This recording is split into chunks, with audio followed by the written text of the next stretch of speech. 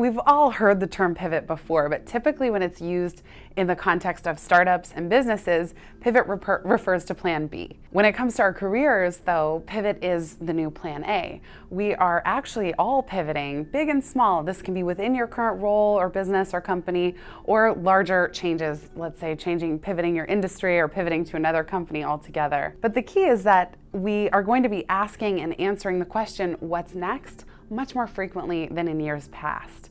And one of the biggest mistakes that I made when pivoting and that I see other pivoters make is ignoring what's already working and focusing too much on what's not working, what they don't know, and what they don't have. So if you think like a basketball player, when a basketball player stops dribbling, they ground down with their plant foot. And in terms of career pivots, your plant foot are your strengths, your existing assets, what you're already good at, who you know, what you already have experience in, and your one-year vision of what success looks like a year from now. Then in the basketball analogy, the basketball player can scan for passing options with their pivot foot. So while you have one part of you that's rooted in your existing strengths, then you have another part of you that is scanning for people, skills, and projects that look interesting for this next direction of your career. Then the third stage of the pivot method is pilot. So this would be the basketball player starting to pass the ball around the court.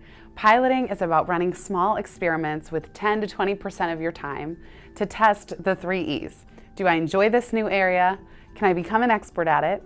And is there room to expand in the market? And you can repeat plant scan pilot over and over, in some cases for months, if not years, perfectly happily, just experimenting, doubling back down on your strengths and what's already working, and scanning. And then eventually it comes time to make a shot, or what I call in the pivot method, launch. So this would be when one of your pilots starts taking off and you decide to go all in on the new direction. By repeating plant scan pilot, you reduce risk.